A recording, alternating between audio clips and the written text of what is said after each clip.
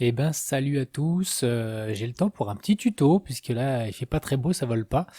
Et un abonné m'avait demandé si je pouvais faire un petit tuto comment utiliser les espaces aériens via Google Earth, comment mieux visualiser tout ça en 3D. Vous voyez là, j'ai mis une carte totalement vierge et je vais vous montrer comment moi, je regarde tout ça. Avant d'utiliser Google Earth, il y a quand même un moyen de les regarder de manière assez simple, c'est via Spot Air. Voilà, ça se présente de cette façon. Pour les retrouver, il faut aller dans l'onglet Vol libre, espace aérien. Et vous avez la couche qui s'affiche. Et là, vous pouvez cliquer sur le bord de chaque zone et puis vous avez pas mal d'infos, description, la classe numéro D, C, A, le plafond, le plancher, etc. Des zones naturelles. Voilà, c'est déjà pas mal, mais c'est pas en 3D, donc on peut pas vraiment rentrer dedans. Pareil sur Météo Parapente. Sur Météo Parapente, c'est encore plus compliqué à lire parce que tout est écrit d'un seul bloc et on n'a pas plus d'informations que ça. C'est pourquoi je vais vous montrer comment trouver le fichier où il y a tout dedans. Alors pour trouver le gros fichier, vous tapez sur votre espace de recherche couche KLM espace aérien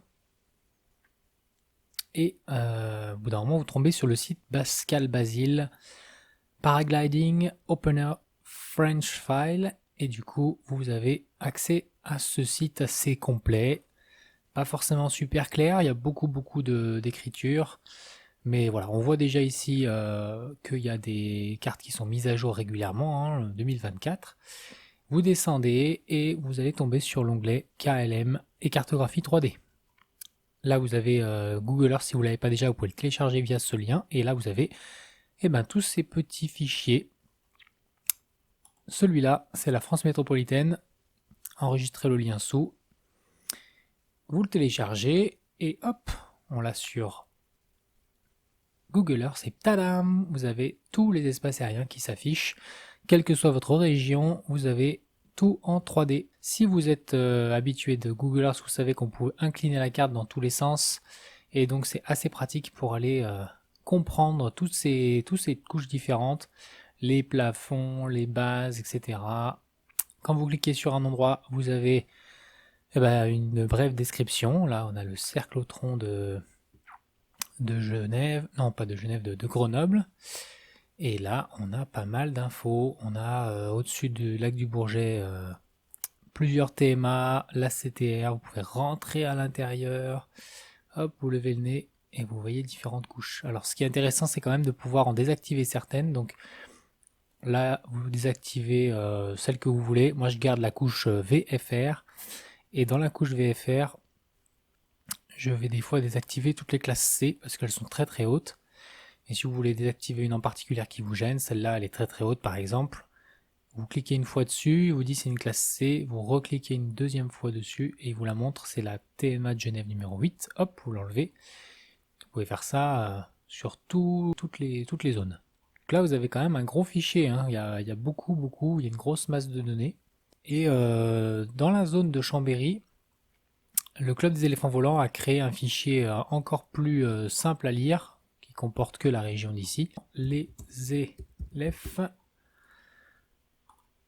Vous allez dans l'onglet Nos sites de vol, zone aérienne de Chambéry. Là, vous avez déjà quelques infos sur les sites qui sont les nôtres, à savoir ici Vérel, vous avez la CTR qui est très proche, donc une perte d'altitude qui est recommandée à ce niveau-là en bleu, et comme quoi les atterrissages sont dans la CTR, mais il y a une approche qui est tolérée à très basse altitude, à 50 mètres sol. Voilà.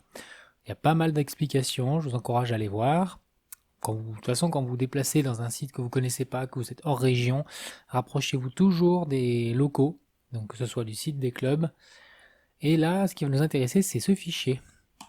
Pareil, vous le téléchargez, enregistrez le lien sous, hop, et il est ici, CTR et TMA de Chambéry en 3D.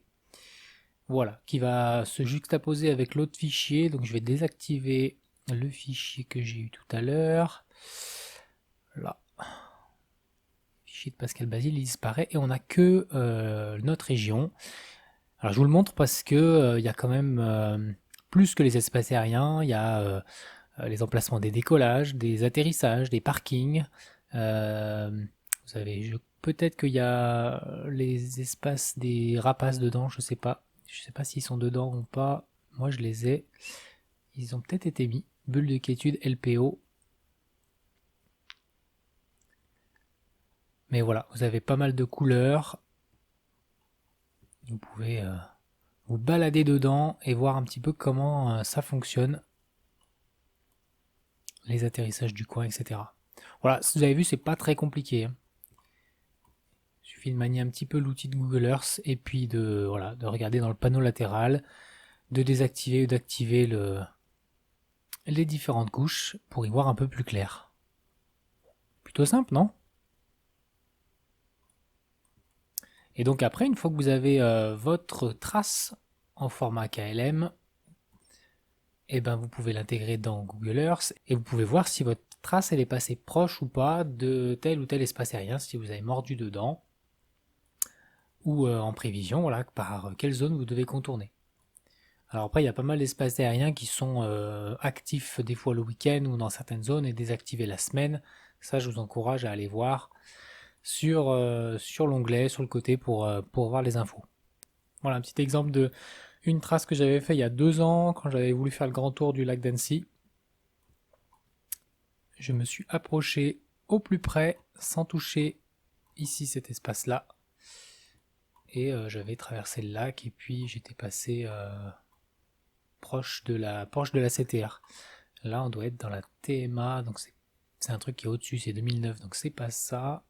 Voilà, il faut jongler un petit peu avec les outils. TMA 1, 914, ça devait être la TMA de Chambéry qui devait être désactivée. Voilà, il n'y avait que la CTR qui était... donc ça permet de voir à quelle distance on est passé ou pas. Et en préparation, bien sûr, hein, vous donnez des points de repère. Voilà, j'espère que ce tuto vous aura plu, c'est pas compliqué, vous voyez, j'espère que ça vous aidera à débriefer et à préparer davantage vos vols. A bientôt les amis, et bon vol à tous, ciao!